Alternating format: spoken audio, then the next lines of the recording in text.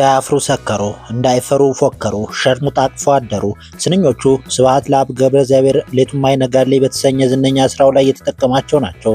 አንዲት በሴተኛ አዳሪ ዙሪያ ላይ መጽሐፍ ያሳተሙ የ1950ዎቹ ኢትዮጵያዊ ሴት ሴተኛ አዳሪ ማለት ሸርሙጣ ማለት ነው ይላሉ።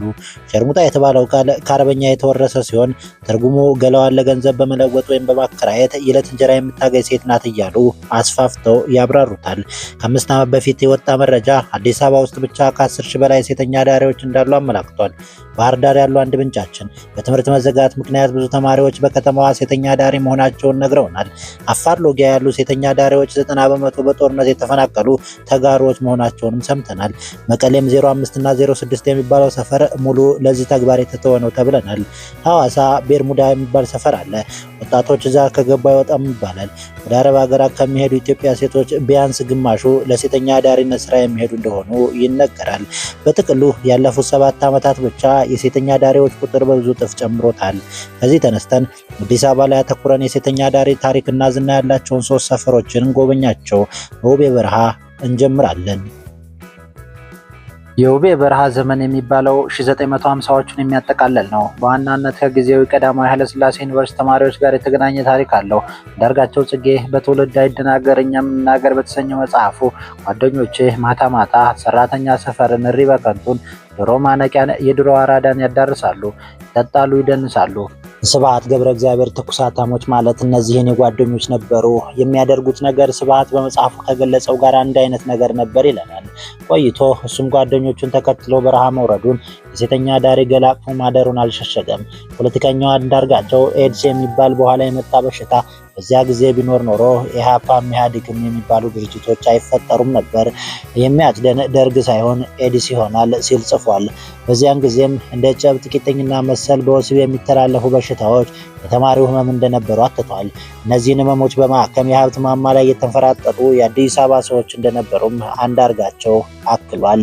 አንዳርጋቸው ጽጌ ከሰራተኛ ሰፈርና ከሌሎችም የቀይ መብራት ወረዳዎች ውስጥ ከሴተኛ አዳሪዎች ከተወለዱት አባታቸውን ከማያውቁ ህፃናት መሃል ስንቶቹ የኛ የዩኒቨርሲቲ ተማሪው ልጆች ሆኑ ብሎም ይጠይቃል። ሁላችንም የዛን ዘመን ተማሪዎች ደማችንን እየሰጠን አባት አልባ ሆነው ካደጉ ወጣቶች ደም ጋር በዘመኑ የጄኔቲክ ቴክኖሎጂ አማካኝነት ቢመረመር ብዙዎቻችንን ቅድመያት የሚያደርግ ውጤት ይገኝ ነበር።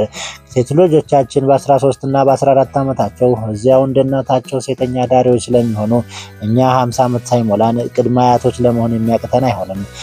የሚያደራጃቸው ሚስጥር አዋቂ ጠፍቶ እንጂ እነዚህ ያረጁ ሴተኛ አዳሪዎች በ1983 ዓ.ም የመንግስት ስልጣን የያዝነውን የቀድሞ ዩኒቨርሲቲ ተማሪዎች የልጆቻችን አባቶች ስለሆናችሁ እየተመረመራችሁ ልጆቻችሁን ያሳደግንበትን ሂሳብ አወራርዱ ብለው ባስገደዱን ነበር ሲሉም ተናዘዋል።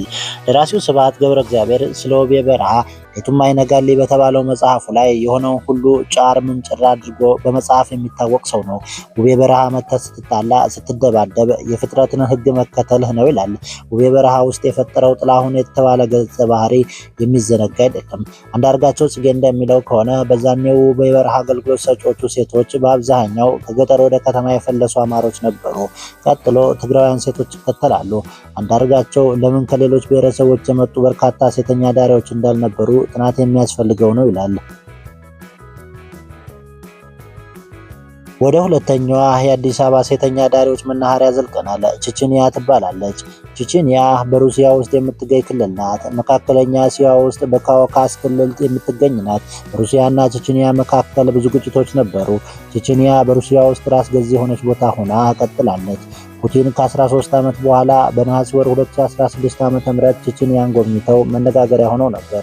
ከብዙ ትግል በኋላ የሩሲያ ክልል የሆነችው ቼቼንያ ዩክሬንን የሚዋጉ ከ47,000 በላይ ሰዎች መላኳን በጊዜው አስታውቃለች። ኢትዮጵያ 1990ዎቹ ትውልድ መቅበጫዋ ቼቼንያ ከዚህ አወዛጋቢ ግዛት መዋሷ አስገራሚ ነው።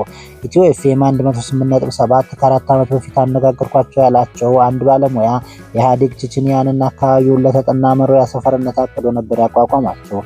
በሂደት ግን የወሲብ ሜዳ ሆነው አረፉት። ታምሩ ተመስገን የተባለ ጸሐፊ አንድ ሌት በቼቼንያ በተሰኘችው መጣጥፋቸው ውስጥ ቀን በሸቀጥ ንግድ ስትናጥ የምትለው ቼቼንያ ሌት ደግሞ በወሲብ ሸቀጥ ስትጋለብ ታነገዋለች።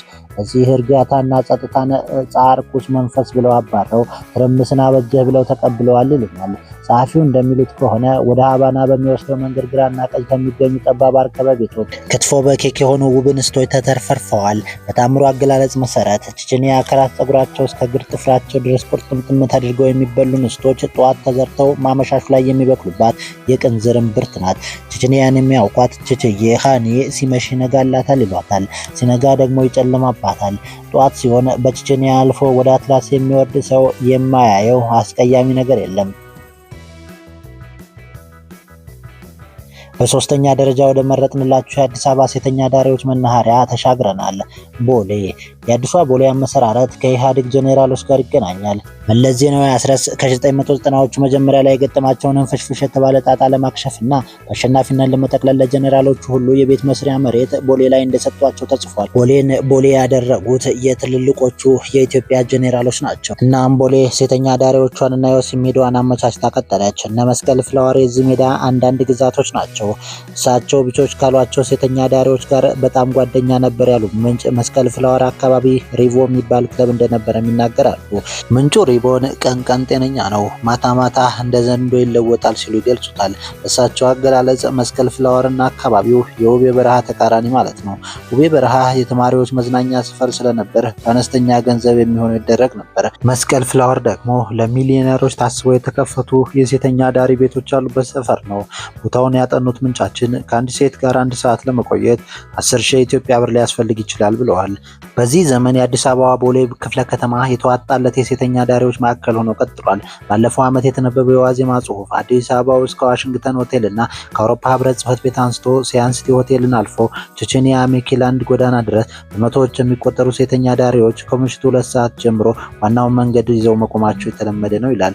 ከአትላስ ወደ ቦሌ መድኃኔዓለም የሚወስደው ጎዳና ግራና ቀኝ ዘወትር ምሽት በሴተኛ አዳሪዎች የሚዘወተር ሲሆን ከቅርብ ጊዜ ወዲህ በካሳንችስ ጁፒተር እና የራዲሰን ሆቴል መግቢያ የኢንተርኮንቲኔንታል አዲስ እና የሊሊ ሆቴሎች ዙሪያ አልፎ አልፎ ሴተኛ አዳሪዎችን ልፍልፍ ብለው የሚቆሙባቸው ቦታዎች እየሆኑ መጥተዋል። የዋናውን የአፍሪካ ጎዳና መንገድን ይዞ ወደ ቦሌ መድኃኔዓለም የሚያስገቡ ቅያሶችም በሴተኛ አዳሪዎች ይዘወተራሉ። በተለይም በራማዳ አዲስ፣ በሚሊኒየም አዳራሽ ጀርባ፣ በቀድሞው ብራስ ሆስፒታል አካባቢ፣ ጎልደን ቱሊፕ ሆቴል እና አካባቢው፣ ሳር ቤት አካባቢ ከቅርብ ጊዜ ወዲህ በስፋት የሴተኛ አዳሪዎች ቁጥር በርክቶባቸዋል። ይሄ ቦሌ የተባለ ሰፈር ደግሞ የማሳጅ ዘመን ማሳያ ነው። በማሳጅ ቤት ማሊያ የሚሰራው ጉድ ተነግሮ አያልቅም። ከነጋዴ እስከ ባለስልጣን፣ ፊደል ከቆጠረው እስከ መሃይሙ፣ ከልጅ እስከ ወጣት፣ ከታዋቂው እስከ አዋቂው፣ ከጥበብ ሰው እስከ ተራ የመንደር ወረኛ፣ ከባለትዳር እስከ ፈት ድረስ ሊገመት እንኳ የማይችል ይህ ሰው አይነት ወደ ማሳጅ ቤቶች ይጎርፋል። እዚያም በማሳጅ ስም ኤክስትራ የተሰኘ ነገር ይጠይቃል። የሚሆነ ሁሉ ይሆናል። ክቡራትና ክቡራን የደማቲው ቤተሰቦች የዛሬውን ፕሮግራማችን እዚህ ላይ ያጠናቀቅን። ቻናላችንን ሰብስክራይብ በማድረግ ቤተሰብ እንደሆኑ እንጋብዞታለን። መልካም ጊዜን ተመኘን።